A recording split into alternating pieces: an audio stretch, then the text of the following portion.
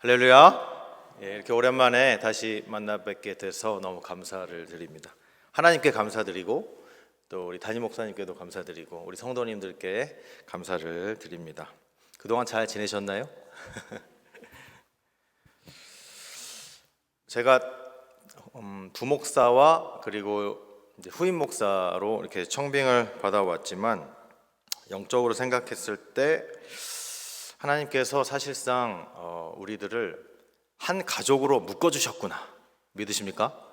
예, 그렇게 묶어주셨다고 믿습니다. 우리가 앞으로 함께 삶을 나누고 함께 신앙생활 함께 해 나아가고, 그래서 하나님이 우리에게 맡겨주신 이 페어팩스 한인교회를 우리의 머리가 되시는 예수님의 뜻대로 잘 세워 나아갔으면 좋겠습니다. 여러분 그렇게 원하시나요? 함께 그렇게 해 나아갔으면 좋겠습니다. 제가 5주 전에 왔었더라고요. 5주 전에 왔을 때 그때 성도의 특권이라는 제목으로 말씀을 전했습니다. 기억 안 나시죠? 그때 기도에 대한 말씀을 드렸어요. 그래서 요번에 오면서 무슨 말씀을 전할까요, 하나님? 이렇게 기도하는 중에 성도의 특권, 두 번째 특권에 대해서 얘기할까요? 이렇게 했는데 하나님이 그런 감동 주시지 않고 첫 번째 특권이 너무 중요하기 때문에 그것에 대해서 다시 한번 얘기해라, 이런 감동을 주셨습니다. 왜냐하면 대부분의 성도님들이 기도에 대한 설교 한 번 들었다고 기도하지 않기 때문에 한 번 더 기도에 대한 말씀을 전해라, 이런 감동을 주셨습니다. 그러나 저번 설교 들으시고 기도 생활을 본격적으로 시작하신 분들에게는 복이 있을지어다. 지난주에도 우리 담임 목사님께서 행복자에 대한 설교를 하시면서 마지막에 진정한 행복자는 기억나십니까? 기도하는 사람이다. 할렐루야. 네, 이렇게 말씀해 주셨어요. 정말 그렇습니다. 정말. 그래서 오늘 본문 말씀 설교 제목이 들어주시는 기도, 이렇게 되어 있는데 우리가 어떻게 하면은 하나님께서 정말 들어주시는 기도를 할 수 있을까, 한번 말씀을 나누기를 원합니다. 우리가 이제 기도를 제대로 하기 시작하면 하나님께서 응답을 해주시기 시작합니다. 여러분, 사실 하나님께서는 모든 기도에 다 응답해 주십니다. 보통 하나님께서 어떻게 응답을 해주시냐 하면 보통 4가지 형태로 응답을 해주신다, 이렇게 우리가 얘기합니다. 첫 번째는 yes, 그래, 내가 네 기도 들어주마. 여러분 그런 기도하기 원하십니까? 두 번째는 no, 아니야, 무슨 말도 안 되는 기도를 하고 있니, 그건 안 돼, 이렇게 응답하시기도 합니다. 세 번째는 wait, 기다려, 아직 때가 안 됐다, 그리고 아직 기도가 안 찼다, 기다려라, 이렇게 응답하시기도 합니다. 네 번째는 아니야, 그게 아니고 another, 내가 다른 것을 너를 위해 예비하고 있단다, 이렇게 응답하시기도 합니다. 이렇게 보통 4가지의 응답을 하시는데 여러분, 이 4가지 응답 중에 어떤 응답 받기 원하십니까? 네, 당연히 yes, 하나님 들어주세요, 제발 꼭 들어주세요, 하나님. yes, 그래, 내가 들어주마, 이렇게 얘기해 주세요, 하나님. 이런 기도 하고 싶지 않으십니까? 누구나 원합니다. 누구나. 저도 그런 기도 하기 원합니다.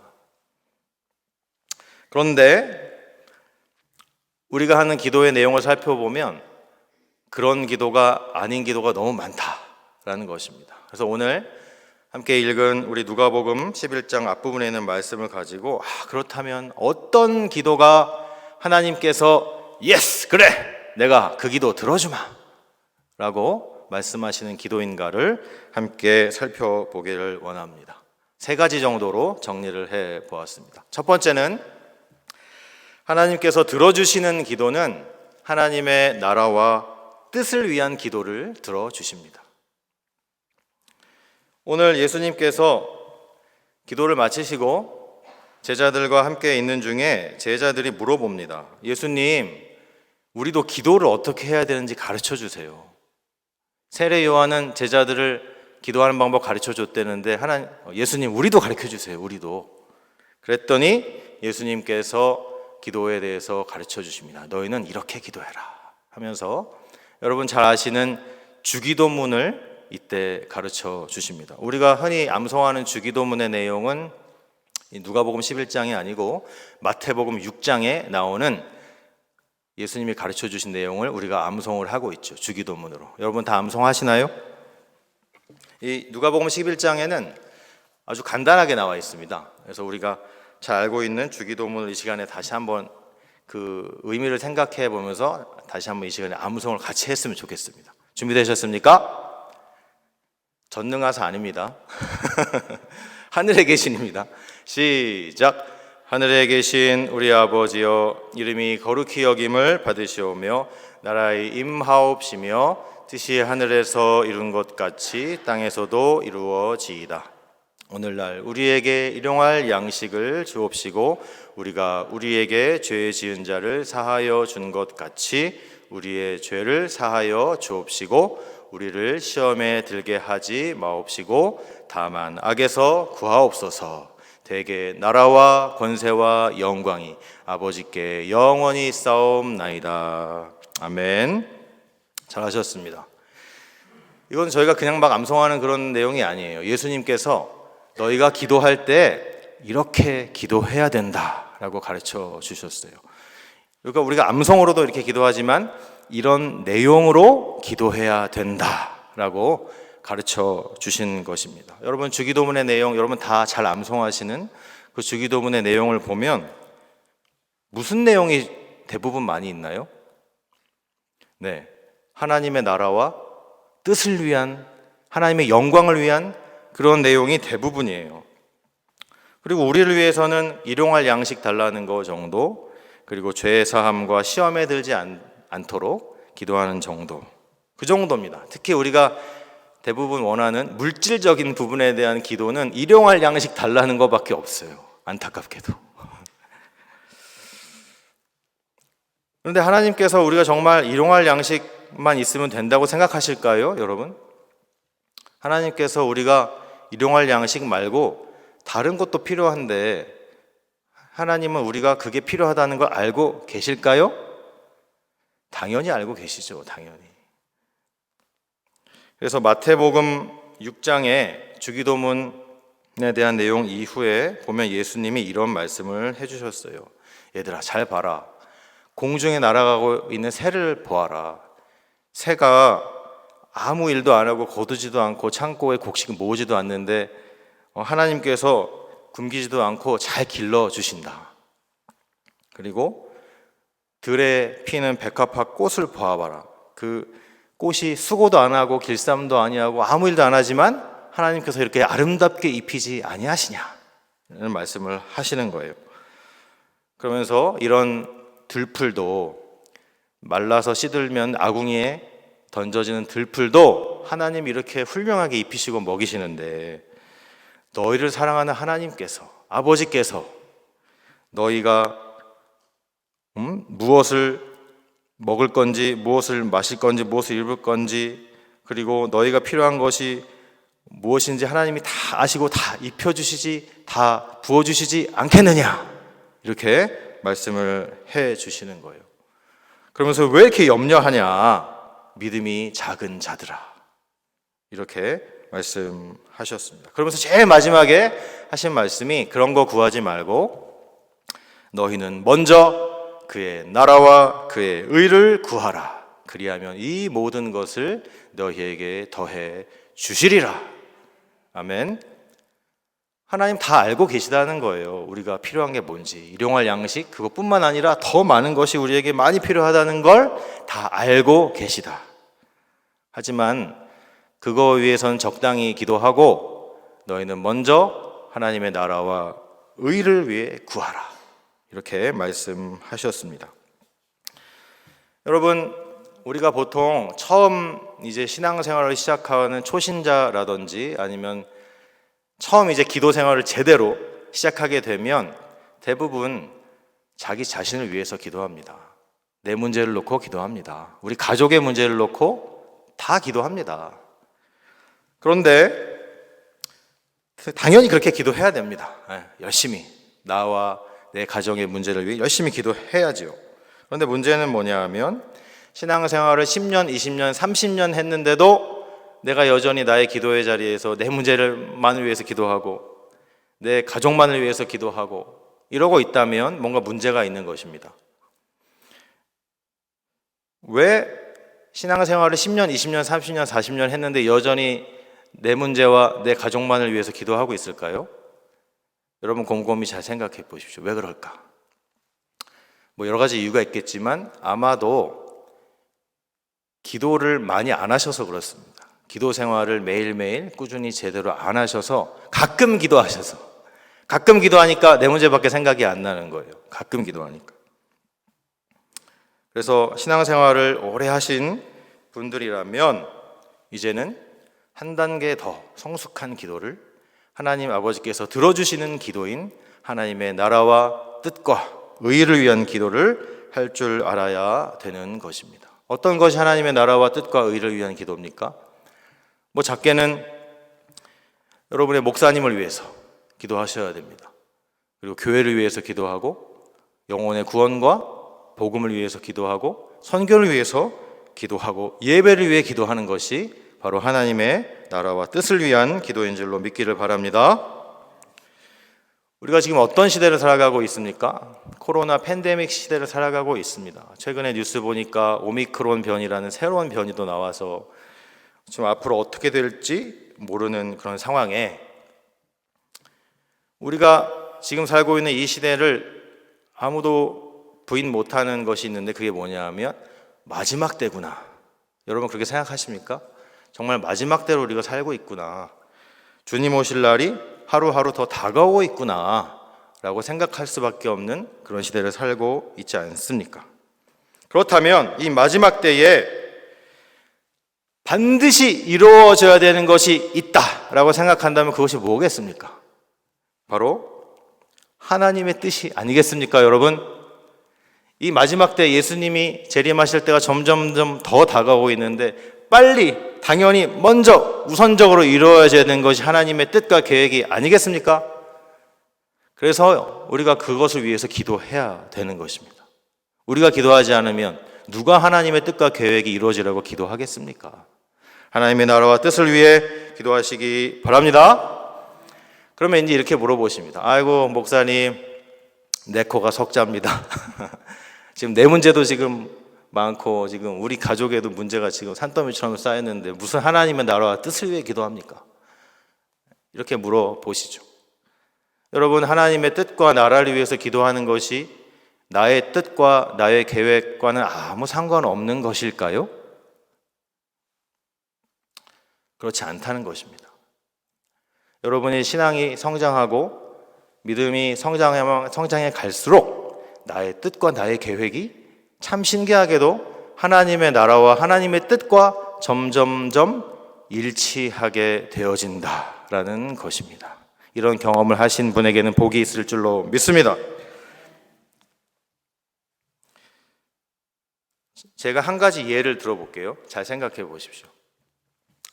여러분 중에 자녀들이 있죠, 그죠? 이미 성장한 자녀를 가지고 계신 분들도 있고, 저처럼 아직 성장 중인 자녀를 가지고 계신 분들도 있고, 여러분의 자녀가 어느 날 나를 찾아왔어요. 아빠, 엄마, 제가 최신 컴퓨터가 필요하니까 사주세요.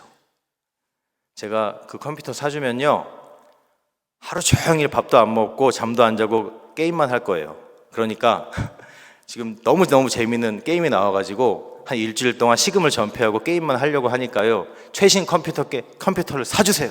그래야 내가 게임을 정말 푹 빠져서 할 수 있으니까 사주세요. 그러면 사주실 겁니까? 어떤 부모도 사주지 않습니다. 그죠? 어떤 부모도 그러한 자녀의 요구에 최신 컴퓨터를 사주지 않습니다. 그런데 만약에 여러분의 자녀가 아빠, 엄마, 나 최신 컴퓨터 필요해요. 꼭 사주셔야 돼요. 왜냐하면 제가 이제 나중에 컴퓨터 공학을 공부를 할 건데 거기 자바라든지 컴퓨터 랭귀지 코딩에 대해서 관심이 있어요. 그래서 그것을 좀 열심히 공부해 보려고 하니까 요즘 나온 최신 컴퓨터를 사주세요. 그러면 여러분 사줄 겁니까? 안 사줄 겁니까? 사줍니다. 자녀가 컴퓨터 공학에 관심이 있어가지고 코딩을 공부한다는데 안 사줄 부모가 어디 있겠습니까? 빚을 내서라도 사주죠. 여러분 이 두 가지 경우의 차이를 잘 아시겠죠? 그런데 만약에 이 자녀가 겉으로는 컴퓨터 공학 때문에 코딩 공부한다고 엄마 아빠한테 얘기를 하면서 그 마음속에는 사주면 내가 컴퓨터 게임 진짜 재밌게 시금을 전폐해가면서 해봐야지, 이런 나쁜 의도를 품고, 하지만 엄마 아빠한테는 컴퓨터 공학 코딩 공부한다고 이렇게 얘기한다면 여러분 사줄 겁니까? 우리는 사줄 수밖에 없습니다. 왜냐하면 자녀가 그런 마음을 품고 있는지 우린 모르니까. 그러나 하나님은 어떠실까요? 하나님은 아실까요? 당연히 아시죠. 하나님은 그 자녀의 중심에 어떤 마음을 품고 있는지 당연히 아십니다. 당연히. 그럼 하나님은 사주실까요? 안 사주실까요? 하나님은 안 사주십니다. 우린 사줘도. 여러분 이 짧은 얘기가 의미하는 것이 있습니다. 뭐냐 하면 하나님은 알고 계시다는 거예요. 우리의 의도를. 여러분 우리가 흔히 주변을 살펴보면 하나님께 큰 물질을 달라고 기도하시는 분들이 많이 있습니다. 적지 않게 있습니다. 하나님 저한테 진짜 물질 축복 주시면 제가 하나님의 나라를 위해서 정말 헌신하고 봉사하겠습니다. 근데 하나님께서 주신 물질로 예배당도 크게 짓고 선교 사업도 많이 하고 선교사님들도 많이 도와드리고 전도하는데도 그냥 물질을 많이 쓰겠습니다. 하나님 물질 축복을 주시옵소서. 이렇게 기도하시는 분들이 엄청 많습니다. 셀 수 없을 정도로 많습니다. 근데 하나님이 그분들의 기도를 다 들어주지 않는다는 것입니다. 왜 그럴까요? 아까 그 컴퓨터 사달라는 자녀와 똑같은 상황이에요, 지금. 겉으로는 그렇게 하나님께 기도하는 것처럼 보이지만 사실 그 내면에 만약에 하나님이 정말 나한테 물질 축복 주시면 그런 것도 해야겠지만 정말 제대로 한번 잘 먹고 잘 살아봐야지, 이런 마음이 있다는 것입니다. 우린 모르죠. 하나님은 다 아신다는 것입니다. 그래서 하나님이 물질 축복 잘 안 주십니다. 정말 그 마음에 순전한 동기를 갖고 계신 분이 아니면 잘 안 주십니다. 지난주에 우리 담임 목사님 설교 중에 우리 성도들이 순수성을 가져야 된다, 이런 말씀하셨어요. 헌신의 순수, 봉사의 순수, 섬김의 순수성에 대해서 말씀하셨어요. 마찬가지입니다. 기도도 순수함이 있어야 됩니다. 왜냐하면 하나님께서는 그 기도가 어떤 마음에서 나온 건지 다 꿰뚫어 보고 있기 때문입니다. 우리의 부모님은 속여도 하나님은 속일 수 없다는 것입니다. 여러분, 그래서 정말 여러분의 마음의 중심에 하나님의 나라와 뜻을 품고 물질을 달라고 간구한다면 그 기도는 하나님의 나라와 뜻을 위한 기도가 될 수 있다는 것입니다. 믿습니까? 된다는 거예요. 된다는 거. 그런데 우리의 의도가 순수하지 않은 것에 문제가 있다는 것입니다. 여러분 하나님의 나라와 뜻을 위해 기도하시기 바랍니다. 이것이 바로 하나님께서 예스! 그래! 내가 그 기도 들어주마! 이렇게 응답하시는 기도인 줄로 믿으시기 바랍니다. 두 번째, 하나님께서 그래 내가 들어줄게 라고 응답해 주시는 기도가 있습니다. 그것이 뭐냐 하면 두 번째로 체면을 돌아보지 않는 간절한 기도를 들어주십니다. 오늘 본문에 보면은 5절 이하에 어떤 한 밤중에 찾아온 친구 손님에 대한 비유를 예수님이 설명해 주셨어요. 어떤 사람이 있는데 밤중에 친구가 찾아왔어요. 친구를 대접하려고 보니까 아무것도 없는 거예요. 아무것도 없어서 밤중에 또 다른 친구를 찾아갑니다. 그래서 막 두드리면서 지금 손님이 왔는데 떡 3덩이만 빌려다오, 이런 상황이죠. 그랬더니 괴롭게 하지 말아라. 이미 시간이 늦었고 문도 다 닫혔고 애들도 다 자고 있는데 지금 무슨 소리냐, 이렇게 친구라면 안 들어줄 수 있지만 그 강청함을 인하여 필요한 것을 줄 것이다. 이렇게 말씀하셨어요. 여기 성경에는 그 강청함을 인하여 일어나 그 소용대로 주리라 이렇게 말씀하셨는데, 여기가 사실 헬라어 원문 성경과 비교해 봤을 때 번역이 좀 잘못됐습니다. 그래서 우리 성도들이 좀 오해를 하는 부분들이 있어요. 그게 뭐냐면 강청함이라는 단어예요. 우리가 이 단어만 보면은 강하게 청하는 것이 강청함이구나 이렇게 오해한다는 것입니다. 번역이 잘못됐습니다. 여기에 헬라어 원래 뜻을 살펴보면 그런 뜻이 전혀 아니에요. 무슨 뜻이냐 하면 부끄러움을 무릅쓰고 구한다는 뜻입니다. 내 체면을 구기면서까지 그럼에도 불구하고 구한다는 뜻입니다. 그것을 강청함이라고 번역을 해 놓았습니다. 전혀 뜻이 다르죠. 내 부끄러움을 무릅쓰고 청한다, 그런 뜻입니다. 여러분 잘 생각해 보십시오. 이 친구 밤에 손님이 왔는데 얼마나 가난했으면 집에 떡 세 덩이도 없습니다. 얼마나 가난했으면 손님을 대접할 게 아무것도 없는 거예요. 그래서 옆집에 살고 있는 다른 친구를 밤에 찾아가서 두드리면서 떡 3개만 빌려달라고 하는 그 사람의 심정을 생각해 보십시오. 어떤 마음이겠습니까? 자존심을 구겨도 이렇게까지 구기는 상황이 아니겠습니까? 완전히 부끄러우면 무릅써야 되는 상황이 아니겠습니까? 낮에 깨어있을 때 떡 3덩이 빌려달라고 하는 것도 부끄러운데, 야, 너 그것도 없냐 집에? 이런 소리 듣기 쉬운데 밤에 잠자고 있는 애들까지 다 자고 있는데 그 문을 두드려 깨워가지고 떡이 없다, 3개만 빌려다오. 이게 얼마나 자존심 상하는 일입니까? 이것이 바로 부끄러움을 무릅쓰고 하는 기도입니다. 내 체면을 구기면서까지 그럼에도 불구하고 하는 기도입니다. 자존심을 다 내어 던지면서 하는 기도입니다. 여러분 이런 기도 하십니까? 성경에 보면 이렇게 체면을 돌아보지 않고 하나님께 간절하게 기도한 사람이 여러 명 있습니다. 그 중에 이제 대표적인 사람이 사무엘 선지자의 어머니였던 한나입니다. 사무엘상 1장에 보면 그 한나가 어떻게 기도했는지 나와 있어요. 이 한나는 자식이 없었어요. 자식이 없어가지고 고통받았습니다. 그냥 가정에서도 고통받고 사회에서도 고통받고 자식이 없어서 너무 고통을 받아왔어요. 그래서 하나님 앞에 나와서 통곡하면서 기도하기 시작합니다. 통곡하면서 기도하고 부르짖어서 기도하기 시작합니다. 얼마나 간절히 기도했는지 자신의 부끄러움을 돌보지 않고 체면을 다 구겨가면서 열심히 기도했습니다. 얼마나 그렇게 기도했던지 기도하는 모습을 본 엘리 제사장이 이렇게 한나한테 얘기합니다. 야, 너 언제까지 이렇게 술에 취해 있을 거냐? 포도주를 끊어라! 이렇게 얘기합니다. 그 한나가 얼마나 간절하게 기도했는지를 단편적으로 보여주는 엘리 제사장의 반응입니다. 여러분 이렇게 기도하시기 바랍니다.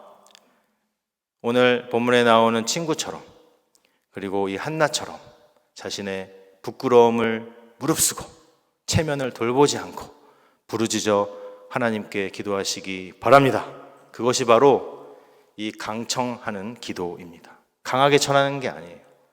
내 체면 다 구겨가면서 다른 사람 신경 안 쓰고 부끄러워도 무조건 자존심 다 버리고 하나님 앞에 납작 엎드려서 주님 도와주십시오. 이 친구처럼 떡이 3개가 없습니다. 그러한 기도로 응답받기를 바랍니다. 그리고 간절히 기도한다는 것은 또 어떤 의미가 있냐면 그냥 그 순간 마음으로 간절히 기도하는 것뿐만 아니라 얼마나 실제로 기도하는 시간이 긴가, 이것도 포함하는 얘기입니다. 간절히 기도하는 사람은 기도에 매달리게 되어 있습니다. 간절히 기도하는 사람은 정말 하나님밖에 해결해 주실 분이 없다라고 믿기 때문에 기도에 매달릴 수밖에 없는 것입니다. 정말 간절히 기도하는 사람은 해결해 주실 때까지, 언제까지요? 해결해 주실 때까지 기도하는 것입니다. 그래서 오늘 본문에도 예수님이 말씀하셨잖아요. 구하라, 그러면 주실 것이다. 찾아라, 그러면 찾게 될 것이다. 문을 두드려라, 그러면 열릴 것이다. 이것이 바로 간절하게 부르짖어 기도하는 것입니다. 제가 이제 우리 페어팩스 교회를 우리 교회라고 해도 됩니까? 우리 페어팩스 한인교회를 우리 교회라고 하겠습니다. 이제 우리 교회. 이 우리 교회는 너무너무 좋은 기도의 전통이 있습니다. 그것이 뭐냐 하면 하루도 쉬지 않고 새벽 기도회가 있다는 것이에요. 여러분, 이런 교회 별로 없습니다. 우리 교회 참 대단한 전통을 가지고 있어요. 심지어는 한국에도 하루도 쉬지 않고 새벽 기도회를 하는 교회는 많지 않습니다. 거의 없어요. 대부분 적어도 주일날에는 쉽니다.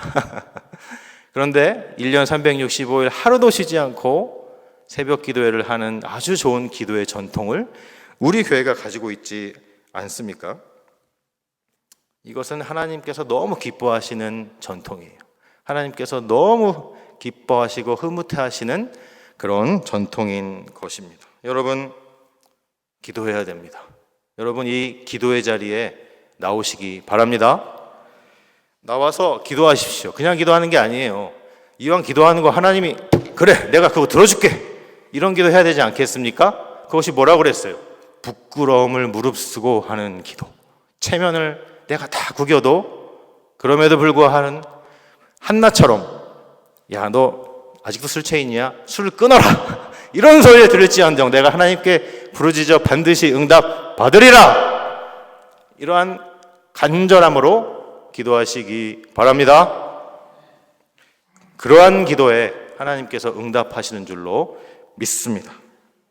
이제 마지막 세 번째로 하나님께서 그래, 내가 들어줄게 하고 들어주시는 기도가 있는데 그게 뭐냐 하면 성령 충만을 구하는 기도입니다.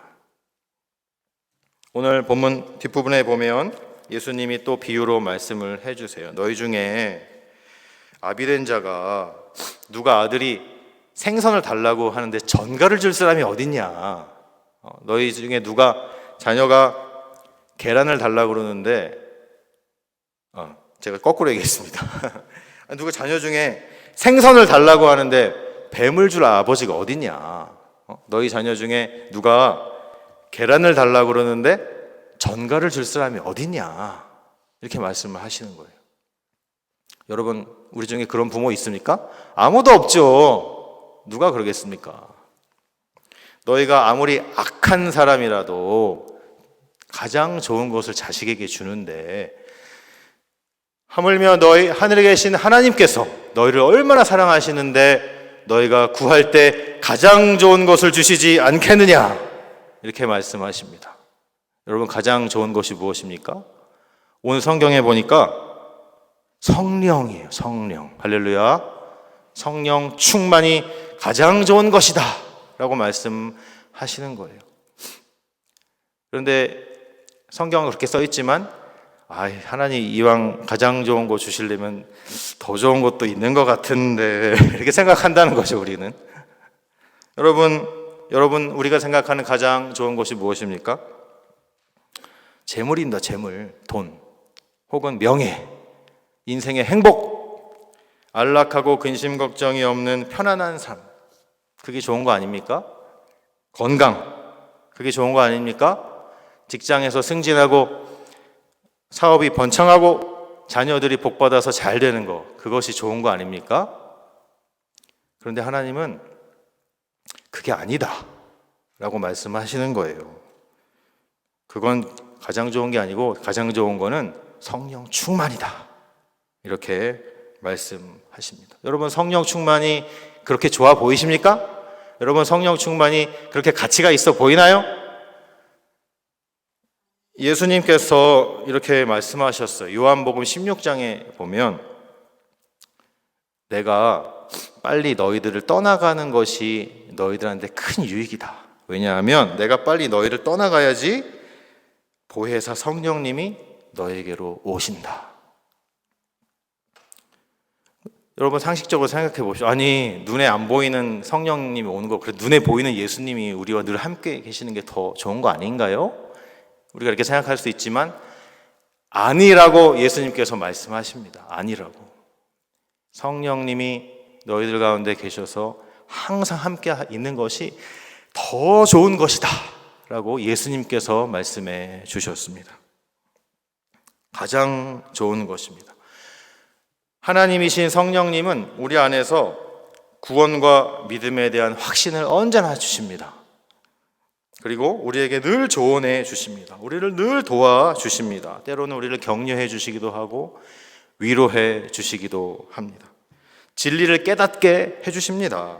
하나님을 알게 해주십니다. 그래서 우리가 하나님의 뜻대로 잘 인도받을 수 있도록 도와주십니다. 뿐만 아니라 여러 가지 은사를 우리에게 주셔서 이 세상을 우리가 넉넉히 믿음으로 승리하며 살 수 있도록 도와주시는 분이 바로 성령 하나님이신 것입니다. 여러분 성령님 좋아요?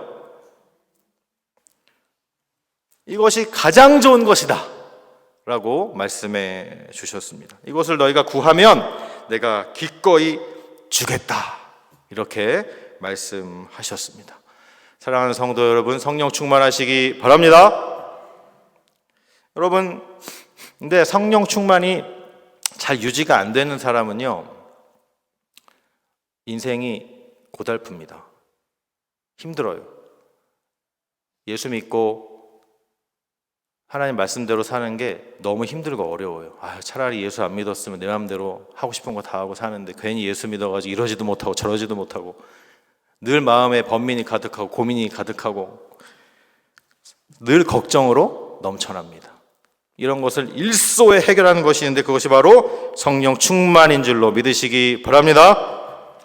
오직 그리스도인은 다른 거 없습니다. 오직 성령 충만을 통하여 이 세상에서의 참 자유를 누리게 되는 것입니다. 여러분 성령 충만을 위해 기도하시기 바랍니다. 이제 말씀을 정리를 하고 마무리를 하려고 합니다.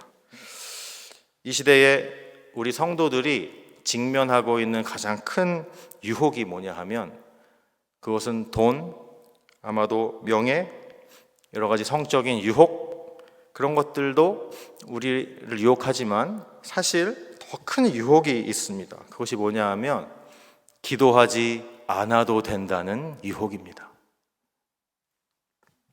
기도하기 싫은 유혹이에요.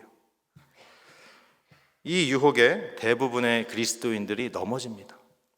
특히 요즘 젊은 청년들, 젊은 집사님들 다 넘어집니다. 목사님들도 넘어집니다. 기도 안 해도 된다. 저를 포함한 30, 40대 젊은 목회자들도 기도 그거 안 해도 되는 거 아니야? 이렇게 넘어지는 분들도 적지 않게 있습니다. 그러나 사무엘상에 보면은 선지자 사무엘이 분명히 말씀하였습니다. 기도하기를 쉬는 죄가 있다. 나는 너희를 위해 기도하기를 쉬는 죄를 범하지 않겠다.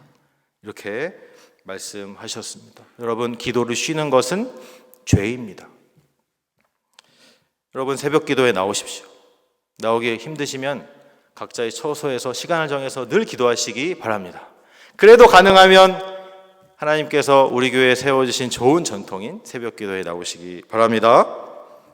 기도 훈련이 제대로 되지 않으셨거나 기도 생활을 제대로 처음 시작해 보시는 분들이라면 여러분 대단한 기도 안 해도 됩니다. 아까 제가 말씀드린 것처럼 일단 자기 자신을 위해서 기도하십시오. 그리고 자기 문제, 가족들을 위해서 기도하시기 바랍니다. 그래서 그렇게 계속해서 기도하다 보면 때가 되면 서서히 나의 기도의 깊이와 지경이 넓어지게 되어 있습니다. 왠 줄 아세요? 기도는 나 혼자 하는 것이 아니기 때문입니다. 내 안에 계신 성령 하나님이 나의 기도를 함께 도와주시기 때문입니다. 믿습니까? 여러분 일단 무조건 나오시기 바랍니다. 무조건 나오시기 바랍니다. 아멘. 나오셔서 열심히 간절히 기도하시기 바랍니다. 체면을 돌아보지 마시기 바랍니다. 부끄러워도 부르짖어서 통곡하여 기도하시기 바랍니다. 그러면 하나님께서 그래 내가 그 기도 들어주마 이렇게 응답하시고 또한 성령 충만을 허락하실 줄로 믿습니다. 이렇게 하나님께서 예스 들어주시는 기도를 할 줄 아시는 그러한 기도의 풍성함으로 나아가시는 저와 여러분 다 되시기를 주님의 이름으로 축원합니다. 함께 기도하시겠습니다.